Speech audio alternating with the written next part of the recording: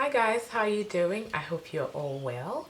So today I just wanted to share with you 3 simple questions that I feel like is worthwhile having at the back of your mind when you're working with a client. I hope you guys find this video beneficial. If you do, definitely give it a thumbs up and subscribe if you haven't already.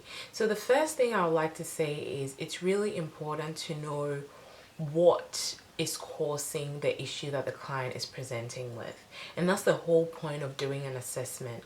If a woman presents to you saying that their son has behavioral issues, it's important to find out what's happening at home. What are the behaviors the son is indicating? What are the circumstances surrounding those behaviors? So is there a particular incident that triggers the behavior that the son is showing?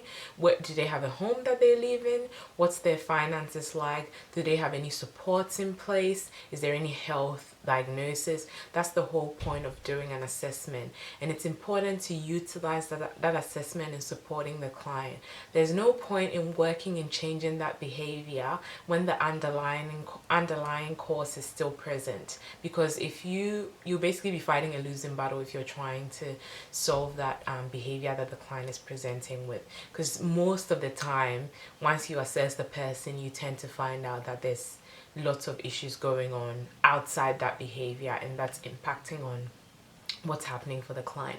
And that way you're able to make appropriate referrals, know what kind of professionals will be best suited to the client's needs, and you're able to provide the best support possible as well. So always do a thorough assessment to try and find out what's happening in the background of everything that the client is presenting with, because they don't recognize that the issue that they're presenting with is linked to an underlying problem. So it's important for you to identify that and support them with that.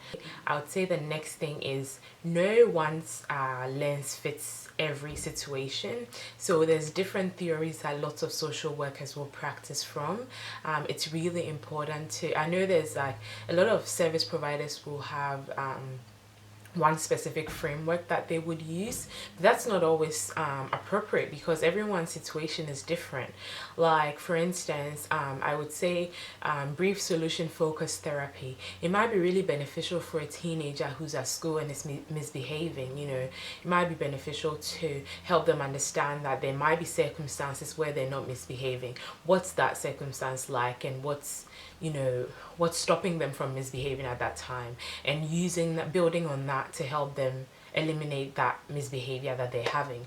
But if you're using this framework in supporting a woman who's experiencing domestic violence, that sort of puts the blame on her, because it's like, so are there times when your husband isn't abusive towards you?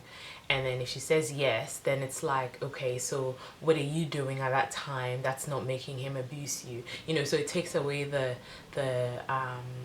blame, and it puts it on the victim instead of the person that's perpetrating the violence. So that's why I think, so with someone like that, a trauma-informed approach would probably be more appropriate than a solution-focused brief therapy approach. So that's an example of what I mean. And so it's really important to do the assessment, and then in doing that assessment you decide what kind of lens you can use in that particular situation, because I don't believe there's a one-size-fits-all approach.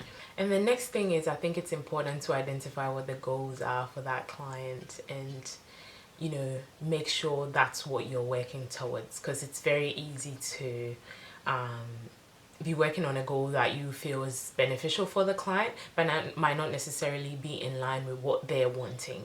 So unless obviously in different circumstances it might be that they're mandated to see you and there's specific goals that are required, but if the client has voluntarily decided to see you, it's really important to identify what their goal is and work towards that. So those are the 3 questions that I feel is beneficial to have at the back of your mind if you're going to be supporting anyone that's presented to your center or anything like that. If you guys have other questions that you tend to have at the back of your mind when you're supporting your clients, or any questions that you've learned through uni or you're still learning through uni, definitely leave them below. I'm sure there'll be people that will benefit from it, including myself.